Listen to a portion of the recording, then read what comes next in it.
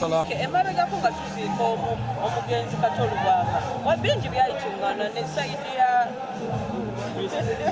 Togere n'abaako byayogera n'agamba musimanyanga abayimbi baba bafudde babbeega bafudde ebitagasa ensonga eyo ogyogerako ki? Saali yagadde nnyo okudda mu bigambo bya Principal Bobi Wine. Saali yagadde kubiddamu nnyo kubanga of course mwenna mumanyi it is okay. Nze kyendaba Bobi Wine bw'avaayo n'ayita abayimbi babbeega naye akuba kintu kye anoonya kintu kye kiggumire ye buli lunaku lwali owuliddeyo ekintu ekiri positive okuva mu Bobi Wine nga kikwata ku gavumenti olaba tasobola nakwebaza Katonda nti Uganda nnungi nazimba ennyumba n'enzaala abaana abalungi tasobola kukyebaliza on behalf of the government. Okitegedde bwe mumbulireyo ekintu kimu Bobi Wine kye yali avuddeyo n'agamba nti mu gavumenti eno kirungi mweyakulira mwazaalidde mwagaggawalidde abaana be banyirira balinga ennyonza so simusuubira kubeera kuwa positive ku kintu nga kya federation because definitely amanyi nti federation ekwatagana naki na government so kati yo omulimu gwe nga opposition omulimu gwe oguli principle number 1 kukuba ki government nti ne bwasanga nga eno kala bagiyita white ya government yajja gamba abantu ayina gamba abantu nti ya black so siri surprised ye bwavayo naga nti abayimbi babbeega naye nga nzijukira bulungi nti ye mwennyini tubadde tukola naye ebiseera ebisinga yansooka n'okukola n'abantu ba gavumenti.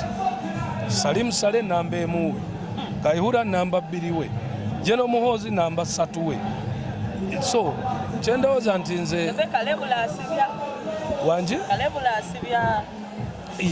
ate Kalebula asibyaki ebifaananyi temubiina ku internet nze njala nnyo okulidirectinga mindset ne video nazo ziba photoshop teziba so just kyemulina okumanya ate era ne message eno ngenda giweereza bonna ba politicians baganda be munyuka ekigambo bayimbi muleke abayimbi bagezeko okwegatta mu kulwanagana kuno kwe mulaba tulwanaganye gundi federation association tuli mu kwenoonya mutukkirize mutuleke tujja kwesanga naye nga ate it is a must for us to work with government.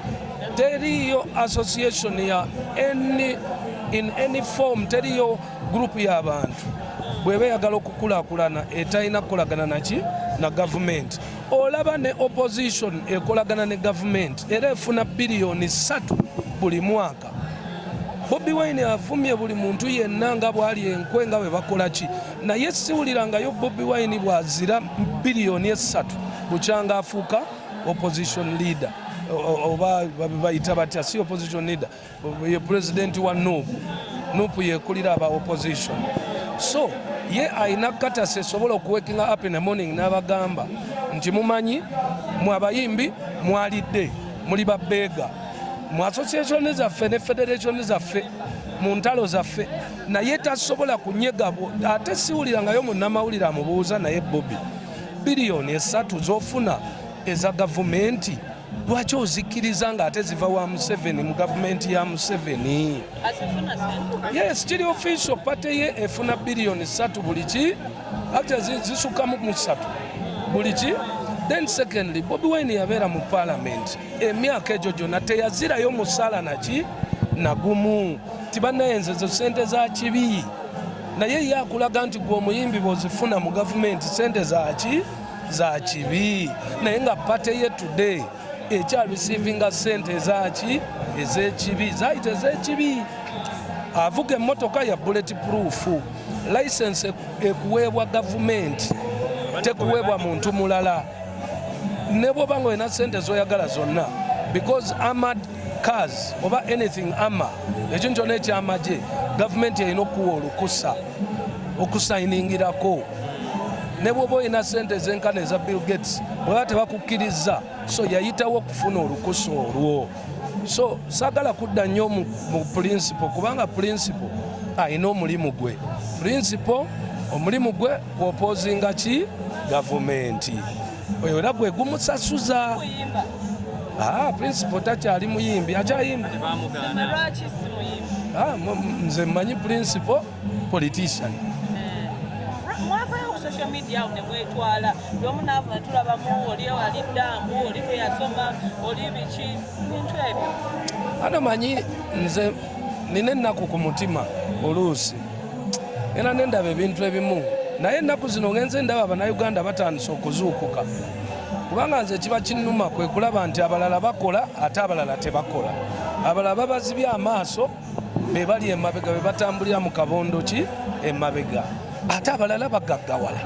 Okitegeera n'otunuulira abasajja nga bavuma mu 7 enkya n'eggulo naye amazima ga Katonda mwenna ku kamera eno nkibagamba abo abasajja tubeera nabo ekiro naye nze saaliyagadde kubaabya. Njagala kubeera diplomatic era nga bwentera okusirika mbeerayo n'ensirika kubanga obudde bujja kujja ettaala eveeyo. Naye mwegendereza Bannayuganda bajja bakyawa mmwe mulowooza nti mukyayisa Museveni ne NRM mukyayisa abantu bakyawe Museveni. Naye abantu kasita banaabategeera ate bagenze batandika okubategeera muddidde pain obulumi bw'abantu mubazanyirako. Abantu bali serious baagala nguudo, abantu bali serious baagala malwaliro, mmwe mubasembeza mu zi front mubalwanyisa gavumenti eyali bayambe kumbe mmwe obulamu bwammwe bukyuse mugaggawadde baana bammwe bali bulungi. Naye abantu kasita banaabategeera baganda bange mukyuse format ensi yakyuka mulekerawo okuzanyisa obulumi bw'abantu. Ebintu byayingiramu n'academics ne tulaba ng'oli yafuna degree mu MDD gwe n'ogamba PCM abamu ne manyi mwagala content naye kati waliwo ebintu ebitakyakola makulu kati tugende ku kibuuzo ekiddamu.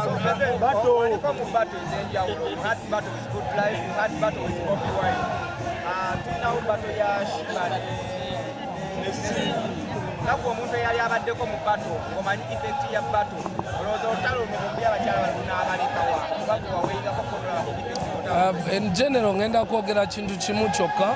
Yes, nakola bato ne Chameleon ne Bobi, nakola bato n'omugenzi radio ne Wizo. It is healthy for people to compete and most especially kiba kirungi for the industry bafaani talkability, growth ya industry, it is all positive. Kisinzira ku strategy yo as an individual. So for me, my job is to always tell Uganda go and support all musicians. Tuina bato siyo kaje tuina nalabe tuina Navio takolangako concert all his life. So Uganda nsaba bagende bawagire Navio ku Sheraton. Waliyo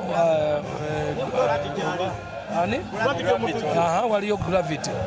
So I think to me my job is to encouraging Uganda to support all.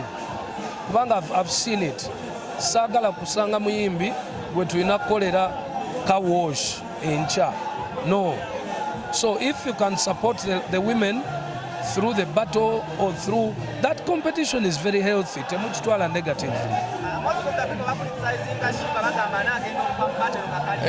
Criticism, whether positive or negative, it is up to every individual.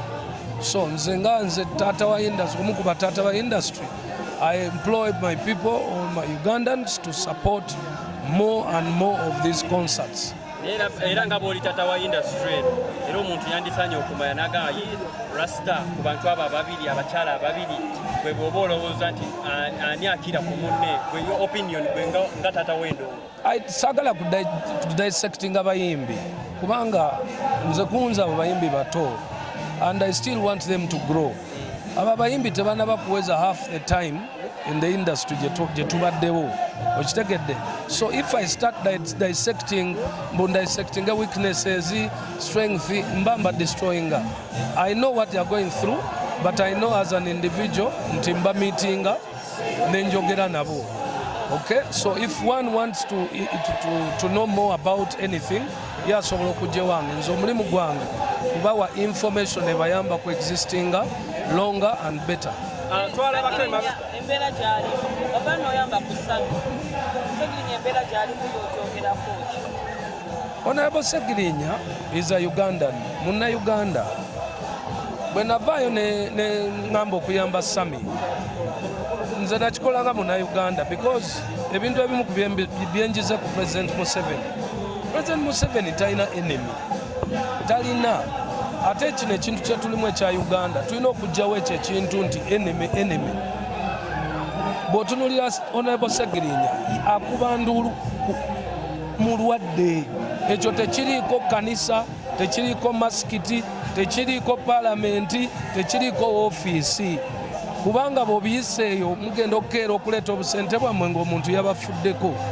Okay? So njagala nnyo abantu babeere ne common sense olaba erinnyo lyokka likuluma n'oba nga tokyalowooza kati Segirinya musajja wattu n'obwa Segirinya bwe asirika afiireyo mu kikugunyu. Principal yagamba mbu yakola bubi okubanga Honorable Nsereko kugenda okubanga asabira obuyambi ku Facebook